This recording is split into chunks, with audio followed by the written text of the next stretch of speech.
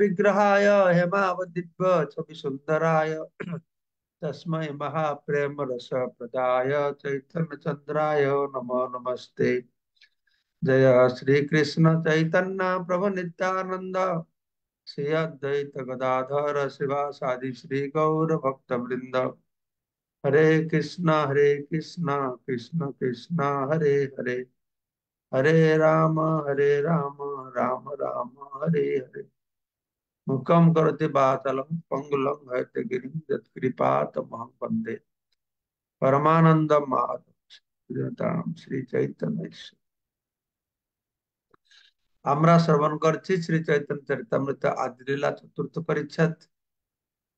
কালকে আমরা শ্রবণ করলাম যে কিভাবে ভগবান পূর্ণ তত্ত্ব শক্তিমান শ্রীকৃষ্ণ সৎ চিৎ ও আনন্দময় স্বরূপ, তাকে বলা যায় সচ্চিদানন্দ। সচ্চিদানন্দ মানে সৎ চিৎ আনন্দ। অনেক সচ্চিদানন্দ শব্দটা জানে, কিন্তু সচ্চিদানন্দ একটা শব্দের ভিতরে তিনটে রয়েছে শব্দ, সেটা অনেক কিন্তু জানে না। সৎ, চিৎ আর আনন্দ।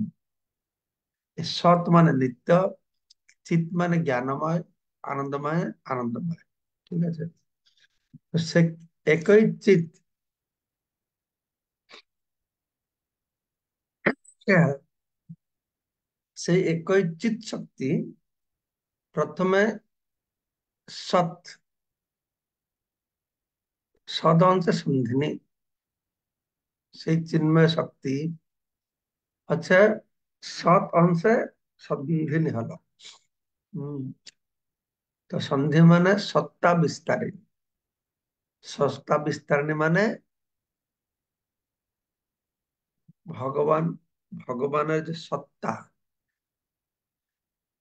যাকে আশ্রয় করে যে তার প্রতিষ্ঠিত হয়েছে, ভগবান নিত্য বর্তমান, এই সত্তা নিত্যত্ব প্রতিষ্ঠিত হয়েছে যে শক্তির মাধ্যমে, তাকে বলা হলো সন্ধিনী শক্তি। আর চিদ অংশে চিত, চিত হচ্ছে জ্ঞান শক্তি, জ্ঞানরূপ, তাকে বলা আছে সম্মিত তত্ত্ব। সচিত, চিত মানে সম্মিত তত্ত্ব। তারপরে অর্থাৎ কৃষ্ণের স্বরূপ তত্ত্ব জ্ঞান, তার সম্পর্কে যে জ্ঞান। আনন্দ আছে হাতিনী, অর্থাৎ সেই স্বরূপ তত্ত্ব কৃষ্ণের আনন্দদায়িনী শক্তি। সেভাবে ভগবান তার অন্তরঙ্গ শক্তিকে তিন অপ্রাকৃত সত্তার বিস্তার করেছে।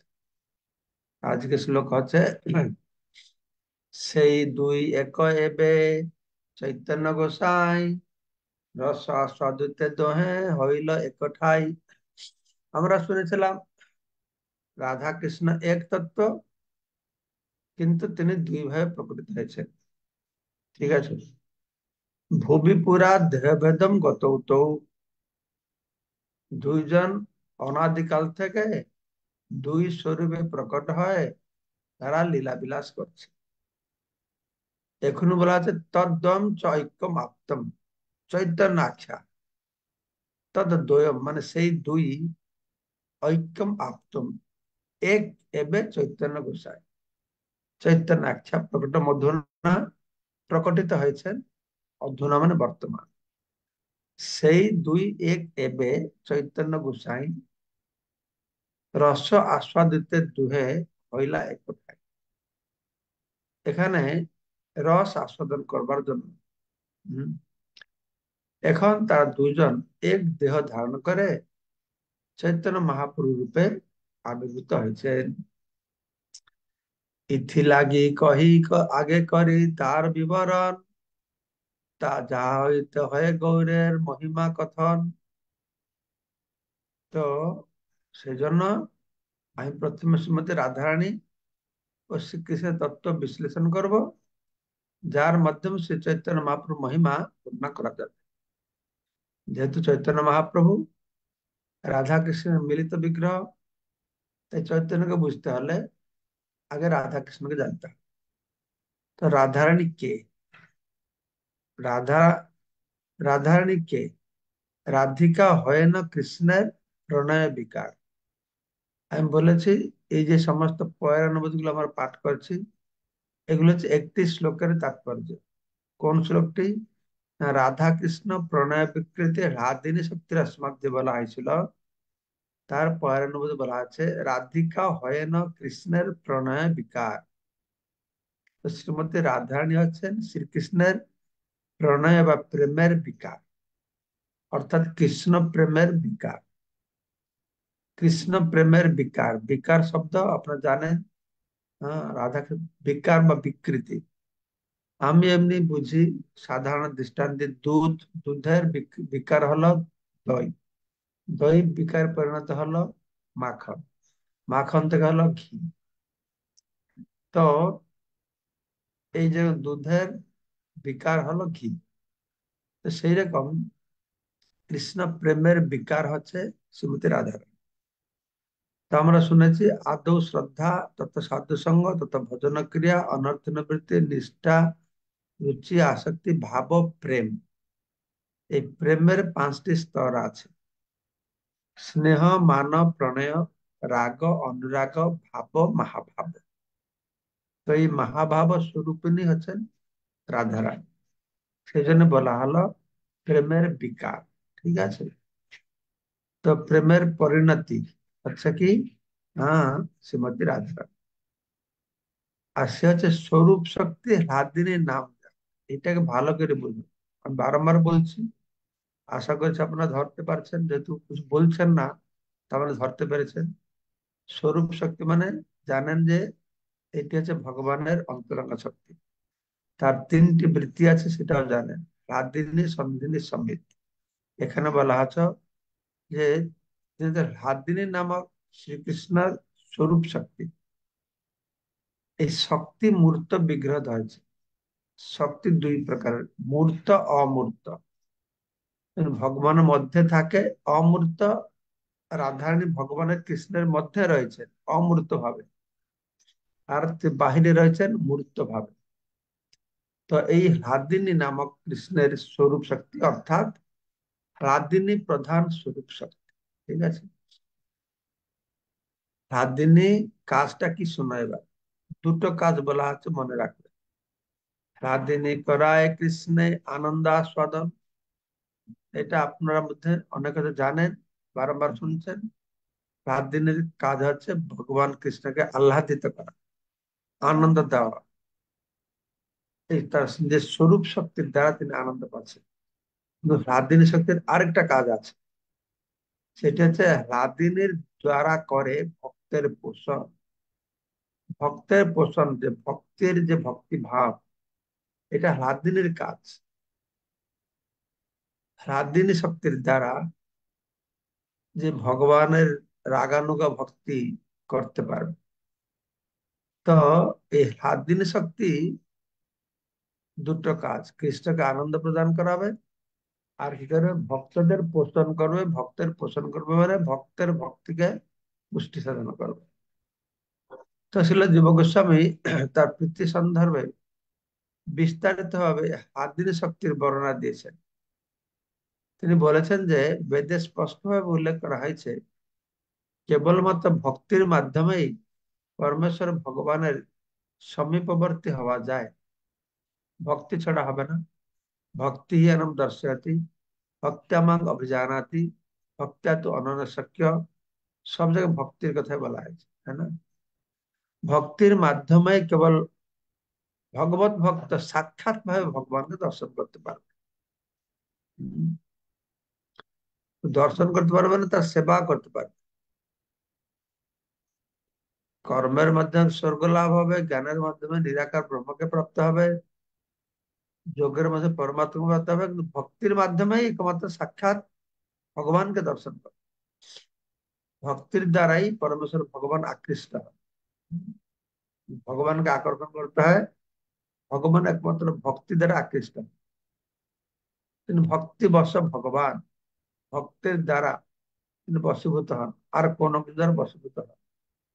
তাই তার বৈদিক জ্ঞানের সর্বোত্তম বিষয় হচ্ছে ভগবত ভক্তির বিজ্ঞান। বৈদিক জ্ঞানে বিভিন্ন কথা বলা হয়েছে, বেদে বৈদিক জ্ঞানে বিভিন্ন কথা বলা হয়েছে। যেরকম বাংলায় বলে জুত্তপাঠ থেকে চণ্ডী, চণ্ডী জুতশিলা থেকে চণ্ডীপাঠ, সবকিছু আছে, কিন্তু বৈদিক গ্রন্থ তো মানুষকে উন্নত করতে চেষ্টা করছে। আর উন্নত করতে হবে, জগৎ জগতে সৃষ্টি করবে, জড় জগৎ থেকে বের হবার উপায় বলবে, জড় থেকে বেড়ে যে বিভিন্ন স্তর আছে সেটাও বলবে। এই সব কিছুর শ্রেষ্ঠ যেটা, সেটা ভগবত ভক্তি। যারা ভগবত ভক্তিতে আকর্ষণীয় এমন কি আছে, যার প্রতি আকৃষ্ট হয়ে ভগবান তা এমন ভাবে গ্রহণ করেন। প্রশ্ন হচ্ছে যে ভগবত ভক্তি, তারা ভগবান আকৃষ্ট হন, তো কি আছে বলে আকৃষ্ট হন? আর এই সেবার ধরনেই বা কি রকম সেবা করলে ভগবান পর্যন্ত আকৃষ্ট হয়ে যাবে, যে ভগবান কৃষ্ণ আকর্ষিত ইতি কৃষ্ণ, যে সব কিছুকে আকর্ষণ করে। এমনকি বলা আছে আত্ম পর্যন্ত সর্বচিত্ত হারা, নিজেও আকৃষ্ট হয়ে যায়। তাহলে সে কি রয়েছে তার মধ্যে, যে সবাইকে আকৃষ্ট? তো তার উত্তরে বৈদিক শাস্ত্রে বলা হয়েছে যে পরম দত্ত পরমেশ্বর ভগবান আছেন স্বয়ং রসপূর্ণ। এটা শ্রুতির কথা। শ্রুতিতে বলা হয়েছে রস বৈশ্য, সে হচ্ছে রস। রস বৈশ্য বলা হয়েছে তিনি রস আস্বাদন করে, তিনি রস আস্বাদন করান। তাকে পেলে জীব আনন্দ পায়। রসম হি এবা অয়ম লব্ধা আনন্দী ভবতি। অয়ম মানে এই জীবাত্মা আনন্দী ভবতি, আনন্দ পায় কখন? রসম হি এবা লব্ধা, যখন সে রসকে পাবে। যখন সে রসকে পাবে, অর্থাৎ রসময় পূর্ণ ভগবান কৃষ্ণকে পাবে, তখন সে আনন্দ পাবে। তো এই কথা বলা হলো যে আহ, পরম তত্ত্ব পরমেশ্বর ভগবান হচ্ছেন স্বয়ং সম্পূর্ণ। তিনি রসময় পুরুষ, তিনি হচ্ছেন স্বয়ং সম্পূর্ণ। তার পূর্ণতা অন্যের উপর নির্ভর করে না। যার পূর্ণতা, যার অস্তিত্ব অন্যের উপর নির্ভর করে না। তিনি স্বয়ং সম্পূর্ণ। মায়া বা অজ্ঞান তাকে কখনো প্রভাবিত করতে পারে না।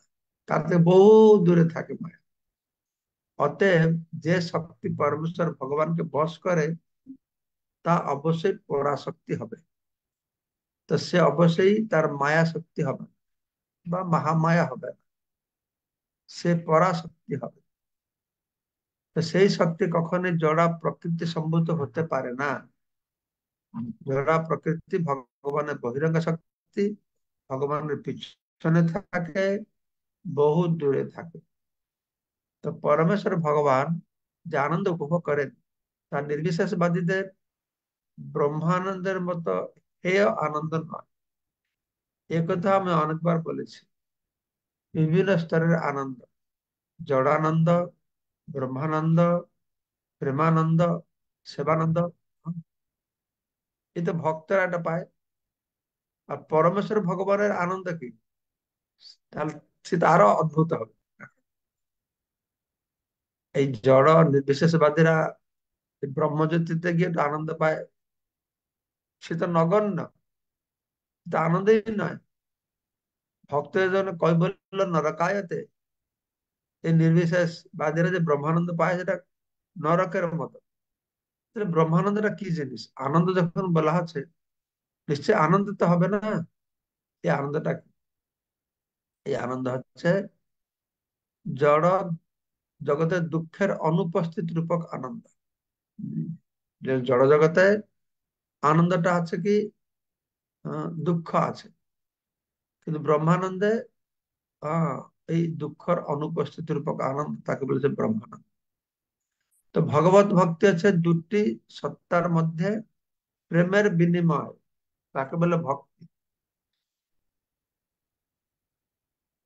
কর্মকাণ্ডে, জ্ঞানে, যোগ মাধ্যমে কোন প্রেমের বিনিময় নেই। কর্মকাণ্ড হচ্ছে, আপনারা সবাই কর্মকাণ্ড বেশি জানেন, তার সঙ্গে ভগবানের কোন প্রেমেরই ব্যাপার নেই। হ্যাঁ, আমাদের এই ভৌতিক জগৎ থেকে সুখ পাওয়ার জন্য আমরা কর্মকাণ্ড করছি, প্রেম নেই। তারপরে যারা নির্বিশেষবাদী মুক্তি পেল, ব্রহ্মযুক্তে গেল, সেখানে তো ভগবানের নেই, নিরাকার ব্রহ্ম, তা প্রেম করবে কি করে? সেখানে প্রেমও নেই। তারপরে যোগীরা হৃদয় পরমাত্মাকে উপলব্ধি করলো, শুধু দর্শন করবে, উপলব্ধি করবে, সেখানেও কোনো প্রেমের বা ভাবের বিনিময় নেই। কিন্তু ভক্তিতে এটা আছে। ভক্তিতে দুটি সত্তা। কোন সত্তা? না, শক্তি আর শক্তিমান, ভগবান আর জীব, সেব্য সেবক। হ্যাঁ, তো বিভু আর অনু, বিভু আত্মা পরমাত্মা, অনু আত্মা জীবাত্মা, এই দুটো সত্তার মধ্যে যে প্রেমের বিনিময়, এই শব্দটা, এই বিষয়টা আর কোন জায়গায় আলোচনা হয় না। আপনারা যেখানে যাবেন, এই চৈতন্য মহাপ্রভু এসে এই প্রেম যে কনসেপ্ট, এইটাকে জগৎবাসীদেরকে প্রদান করলেন। এর সঙ্গে বা জীবের সঙ্গে, জীবের সঙ্গে প্রেমময় সম্পর্ক হচ্ছে জীবের আসল স্বরূপানুবন্ধী ধর্ম। জীবের স্বরূপানুবন্ধী ধর্ম কি? না, ভগবানের সেবা করে আনন্দ পাবে। তো এই ভগবত ভক্তি হচ্ছে দুই সত্তার মধ্যে প্রেমের বিনিময়, এবং তাই তা একক আত্মার মধ্যে আবদ্ধ থাকতে পারে না। দুজন লাগবে। একাকী স নরম্যতে, সূচিতে বলা আছে, একা একা সে রমণ করতে পারে না। তাই এক বহুশ্যাম অভবত, এক হয়েও সে বহুরূপ ধারণ করেছেন। এক বহুশ্যাম অভবত, এক অপিশন বহুধা, তো বিভাতি। তো নির্বিশেষ উপলব্ধির আনন্দ বা ব্রহ্মানন্দ ভগবত ভক্তির সমপর্যায়ে হতে পারে না। তো এই ব্রহ্মানন্দ আর প্রেমানন্দ সম্পূর্ণ আলাদা। তো পরমেশ্বর ভগবানের অন্তরঙ্গ শক্তিকে আবার তিন ভাগে বিভক্ত করা হয়েছে। প্রভুপাদ যেটা আমার শ্লোকে বললাম, তার তাৎপর্য বুঝিয়ে বলছেন, রাত দিনী শক্তি, আনন্দদায়িনী শক্তি, সন্ধিনী বা সত্তা বিস্তারিণী শক্তি, সম্মিত বা পূর্ণ জ্ঞানময় শক্তি। এটা বিষ্ণু পুরাণে বর্ণনা করা হয়েছে। ভগবানকে সম্বোধন করে বলা হয়েছে, হে ভগবান, আপনি হচ্ছেন সবকিছুর আশ্রয়। রাদিনী সন্ধিনী সম্মিত, এই শক্তিত্বরা এক স্বরূপ শক্তি রূপে আপনাতেই বিরাজমান করে। কিন্তু জড়া প্রকৃতির গুণ, যা থেকে সুখ ও দুঃখের উদ্ভব হয়, তা আপনাতে অবস্থান করে না। কেননা আপনার মধ্যে কোনো জড় গুণ নেই। এই শব্দ, এই যে বাক্যের প্রতিটি শব্দ গুরুত্বপূর্ণ আছে। আপনারা বুঝতে চেষ্টা করবেন। ভগবান, আর জড়া প্রকৃতি, যে ভগবান এই সন্ধিনী সম্মিত রাদিনী স্বরূপে থাকে, কিন্তু জড়া প্রকৃতি তার মধ্যে থাকে না। রাদিনী হচ্ছেন পরমেশ্বর ভগবানের আনন্দের মূর্ত প্রকাশ, এই হাদিনী শক্তি, যার মাধ্যমে তিনি আনন্দ উপভোগ করেন। এই হাদিনী শক্তির মাধ্যমে ভগবান আনন্দ উপভোগ করেন। কিন্তু হাদিনী শক্তি সর্বদা পরমেশ্বর ভগবান বর্তমান। এই হাদিনী শক্তি পরমেশ্বর ভগবানের মধ্যে বর্তমান, তাই তাকে স্বরূপ শক্তি বলা আছে, যেহেতু ভগবানের স্বরূপে এটা অবস্থান করছে। মায়াবাদীদের মত অনুসারে ভগবান যে জড়া প্রকৃতির অন্তর্ভুক্ত সত্যগুণে অবস্থিত হন, তা স্বীকার্য নয়। আমি আশা করি আপনি বাক্যটি বুঝতে পারছেন। কারণ এই সম্পর্কে আগে আমি অনেকবার বলেছি যে মায়াবাদীরা কি বলে, মায়াবাদীটা কি জিনিস। মায়াবাদী মানেটা কি? মায়াবাদীর মানে হচ্ছে যে ভগবানও মায়াগ্রস্ত হন। সেই কথা এখানে প্রভুপাদ বলেন, মায়াবাদীদের মত অনুসারে জড়া প্রকৃতির অন্তর্ভুক্ত ভগবান যে মায়াগ্রস্ত হন কিভাবে? মায়ার যে তিনটে গুণ আছে, সত্যগুণ, রজগুণ, তমগুণ। এই তমগুণ, রজগুণ না, সত্যগুণ। এই সত্যগুণে তিনি আবির্ভূত হন। তিনি সত্যগুণের আবির্ভূত হচ্ছেন। তারা তো মনে করে নিরাকার ব্রহ্ম, সত্যগুণের সাহায্যে সাকার ব্রহ্ম হচ্ছে। হ্যাঁ, হচ্ছে ভগবান। তারা এটা করুন, এটা ঠিক নয়। হ্যাঁ, তিনি সত্যগুণ, তিনি নির্গুণ ত্রিগুণাতীত। কারণ বেদে বলা হয়েছে যে ভগবান তার আনন্দদায়িনী শক্তি সহ নিত্য বিরাজমান, তার নিত্য শরীর রয়েছে, সে নিরাকার থেকে সাকার হচ্ছে না সত্যগুণের সাহায্যে। সুতরাং বেদের এই বিচার অনুসারে মায়াবাদ হচ্ছে সিদ্ধান্ত বিরোধী। পরমেশ্বর ভগবানের হাদিনী শক্তি যখন তার কৃপায় ভক্তদের মধ্যে প্রকাশিত হয়, তখন সেই প্রকাশকে বলা হয় ভগবত প্রেম। দুটো হাদিনী শক্তির দুটো কাজ ছিল, ভক্তের পোষণ করে, এই ভক্তকে ভগবানকে আনন্দ দেয়, আর ভক্তের পোষণ করে। তো সেই কথাটি এখানে বলা করা হচ্ছে যে হাদিনী শক্তি ভগবানের কৃপায় ভক্তের হৃদয়ে হাদিনী শক্তি প্রকাশিত হবে, তখন ভগবত প্রেম উৎপন্ন হবে, তা না হলে ভগবত প্রেম হবে না। সেটা আগে আমরা শ্রবণ করলাম।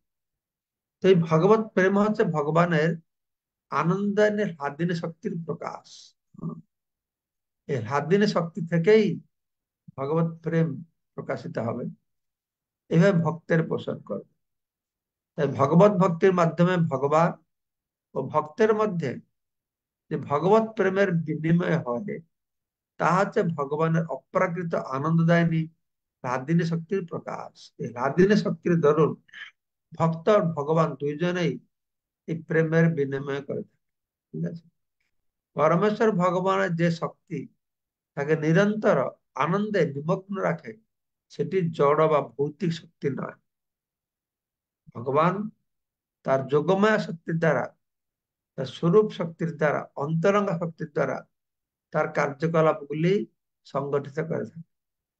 কিন্তু শঙ্করপন্থীদের যেহেতু পরমেশ্বর ভগবান ও তার আনন্দদায়িনী শক্তি সম্বন্ধে কোনো ধারণা নেই, তাই তারা মনে করে যে তা জড়।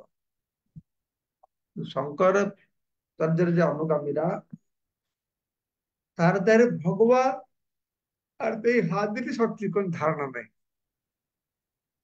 তাই তারা মনে করে যে হচ্ছে জড়।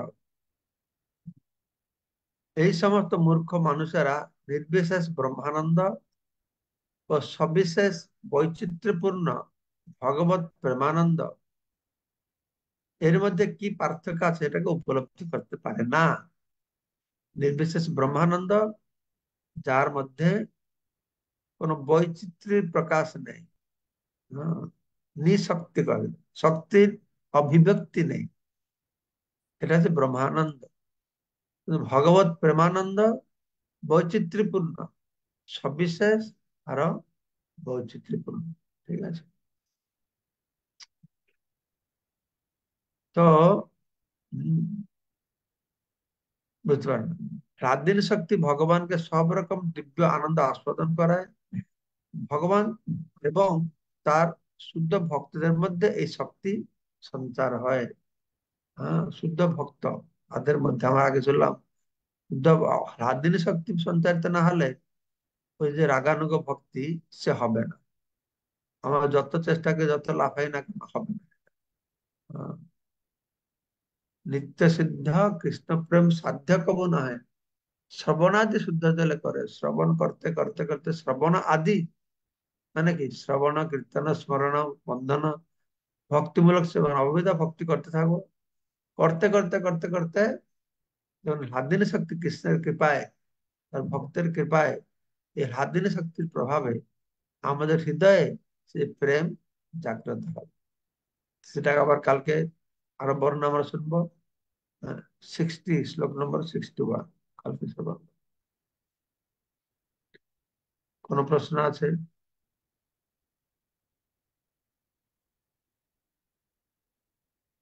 মঙ্গলময় প্রভু বলুন।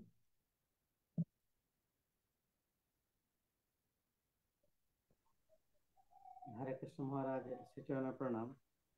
মহারাজ, ভগবানের চিৎ শক্তির তিনটে প্রকাশ হলো, সন্ধিনী শক্তি, সম্বিত শক্তি আর হলাদিনী শক্তি। সৎ, চিৎ এবং আনন্দময়। সৎ শব্দে সন্ধিনী, চিৎ শব্দে সম্বিত, আর আনন্দ হচ্ছে হলাদিনী শক্তি। সন্ধিনী শক্তি হচ্ছে ভগবানের সত্তার বিশ্রাম, ভগবানের ধারণ শক্তি।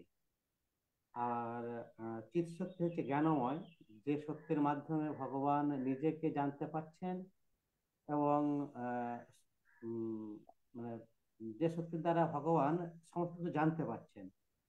আর আনন্দদায়নের শক্তি এবং আহ্লাদিনের শক্তি, এই আহ্লাদিনের শক্তির মাধ্যমে ভগবান নিজে উম, আনন্দ আস্বাদন করছেন এবং এই আহ্লাদিনের শক্তি ভক্তের ভক্তের ভক্তিকে পোষণ করছেন। এরকম বুঝলাম মহারাজ। ঠিক বুঝেছি মহারাজ? হুম, ঠিক আছে। সুবল গৌর মহা- প্রভু বলো। মহারাজ আর হ্যাঁ, একটা ঠিক আছে। জিজ্ঞাসা আছে মহারাজ। মহারাজ, উম, জগন্নাথ মন্দিরে কাল দেখলাম যে দেওয়ালে দেওয়ালে যৌন বিকৃতির ছবি। এটা কি কারণে বুঝলাম না মহারাজ। জগন্নাথ মন্দিরে, কোণার্ক মন্দিরে বাইরে প্রচুর এরকম যৌন ক্রিয়ার ফটো মূর্তি রয়েছে। তার অনেকগুলো কারণ আছে। আমি ছোটবেলায় মনে আছে, যখন পঞ্চম ক্লাসে পড়ছিলাম, স্কুল ট্যুরে আমি গিয়েছিলাম কোণার্ক। কোণার্কে গিয়েছিলাম, ওখানকার ট্যুর গাইড বলছিল 13টা পয়েন্টে বলেছিল।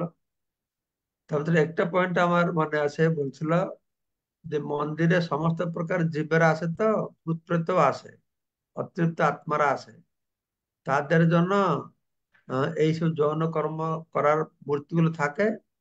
তো ওইটা দেখে ওরা সেখান থেকে ফিরে যায়, তৃপ্ত হয়, আর ভিতরে বসে গন্ডগোল করতে চেষ্টা করে। আরো কিছু কিছু কারণ রয়েছে, আমার সবগুলো মনে নাই। এইরকম ওই গোষ্ঠী লোকেদের জন্য এটা করা হয়েছে, বুঝছিল। তারপরে সুবল গৌর প্রভু। হরে কৃষ্ণ, ধন্যবাদ, প্রণাম মহারাজ। মহারাজ, এখানে এই অন্তরঙ্গা শক্তি যে তিনটা লাদিনী শক্তি, মানে অর্থাৎ, তারপরে সন্দিনী শক্তি বা সম্বিত শক্তি। তো এখানে যেমন লাদিনী শক্তি তো শ্রীমতী রাধারানীকে ইঙ্গিত করছে। আর পূর্ণ জ্ঞানময় শক্তি, এটা কি আপনি সবকিছুর আশ্রয়, তাহলে কি এটা ভগবান কৃষ্ণকে ইঙ্গিত করছে? আর কি হলো এই জিনিস, স্বাধীন শক্তি? এই লাদিনী শক্তি বা আনন্দদায়ী শক্তি, সন্দিনী বা সত্তা বিস্তারিণী শক্তি, এবং সম্বিত বা পূর্ণ জ্ঞানময় শক্তি। তো এখানে আবার বিষ্ণু পুরাণ থেকে এখানে ব্যাখ্যা করা হয়েছে, হে ভগবান, আপনি হচ্ছেন সবকিছুর আশ্রয়। লাদিনী, সন্দিনী এবং সম্বিত, এই শক্তি ত্রয় এক স্বরূপ শক্তি রূপে আপনাতেই বিরাজ করে। তো মহারাজ, আমি ওই একটা ক্লাসে শুনছিলাম যে লাদিনী শক্তির প্রতিনিধি হচ্ছেন শ্রীমতী রাধারানী, আর সন্দিনী বা সত্তা বিস্তারিণী শক্তি হচ্ছেন, এর প্রতিনিধি হচ্ছেন নিত্যানন্দ, বলরাম। সম্বিত বা পূর্ণ জ্ঞানময় শক্তি হচ্ছেন শ্রীকৃষ্ণ। মহারাজ, এই বিষয়টা যদি একটু ক্লিয়ার করতেন। আমি যে জানি, লাদিনী শক্তির মূর্ত বিগ্রহ আছেন রাধারানী। হ্যাঁ, সঞ্জীবনী শক্তি, যাতে ভগবান সত্তা বিশ্রাম করে, নন্দ যশোদা দেবকী বসুদেব, এগুলো সঞ্জীবনী শক্তি। ঠিক আছে। হ্যাঁ, এই ভগবান যদি ধারণ করে, শয্যা আসন সঞ্জীবনী শক্তি। যেহেতু অনন্তের প্রকাশ, তাই বলরাম সঙ্গে যুক্ত হয়েছে, কিন্তু শক্তি ভাবে দেখতে গেলে এটা হচ্ছে নন্দ যশোদা, শয্যা আসন সঞ্জীবনী শক্তি। সঞ্জীবনী শক্তির মূর্ত বিগ্রহ এরা। আর সম্বিত শক্তি জ্ঞান শক্তি। জ্ঞান শক্তির মূর্ত বিগ্রহ হচ্ছে শ্রুতি স্মৃতি পুরাণ। এর একটা রূপ আছে, শুধু বই আছে তা নয়, পার্সোনালিটি আছে, বৈকুণ্ঠে এরা থাকে। সেগুলো হচ্ছে সম্বিত শক্তির মূর্ত বিগ্রহ। শান্তিপ্রিয়া মাতাজি বলুন।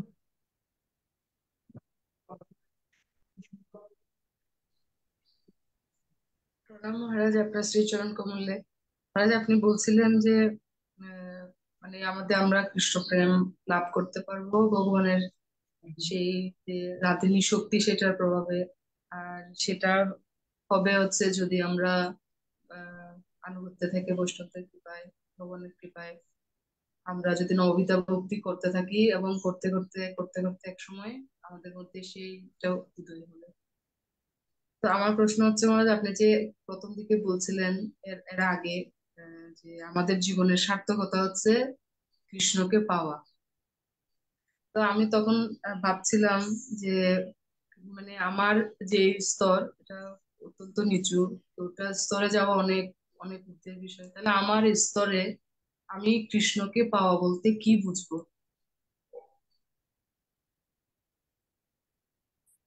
কৃষ্ণকে পাওয়া বলে কি বুঝবে?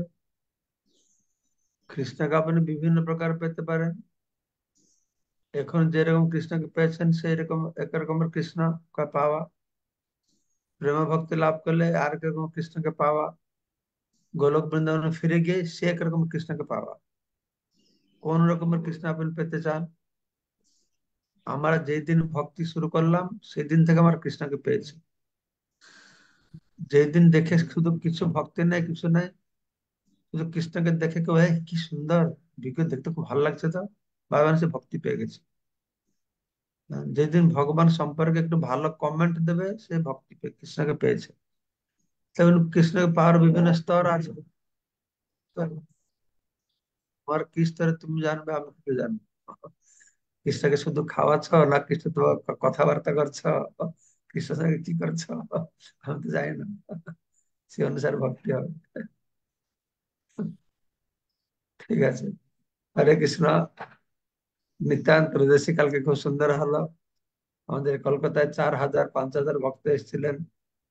নজরুল মঞ্চে গুরু মহারাজ কালকে আসলেন, খুব আনন্দ হলো। তো রাত্রে নিউ টাউনে গেলাম, সেখানেও অনেক ভক্ত এসেছিল। আর কালকে প্রচুর গীতা লেখানো বই ডিস্ট্রিবিউট হয়েছে। আমি তো সে 1 ঘন্টা শুধু বসি, লোকেদের হাতে শুধু গীতাই দিচ্ছি, শুধু গীতাই দিচ্ছি, এত লাইন পড়ে গেছে। খুব ভালো হবে। আজকে আমি এখন দুর্গাপুরে যাব, সেখানে 2-2,500 ভক্ত হবে। এখন এই 1 বছর আমার শুধু প্রত্যেক জায়গায় একমাত্র কাজ হচ্ছে মানুষকে এই গীতা লেখানো, 7 লক্ষ গীতা লেখানো মহাযজ্ঞতে যোগদান করা। এই 1 বছর এটা আমার ধ্যান, তপস্যা, সবকিছু গীতা লেখানো। ঠিক আছে। তো সবাইকে অশেষ ধন্যবাদ আজকে চৈতন্য চরিতামৃতে অনুষ্ঠান যোগদান করবার জন্য। বাঞ্ছা কল্পতরুভ্যশ্চ কৃপা কৃষ্ণ বাঞ্ছা কল্পতরুভ্যশ্চ কৃপা সিন্ধুভ্যেব পতিতানাং পাবনেভ্যো নমঃ। মহারাজ কি জয়, গুরুদেব কি জয়।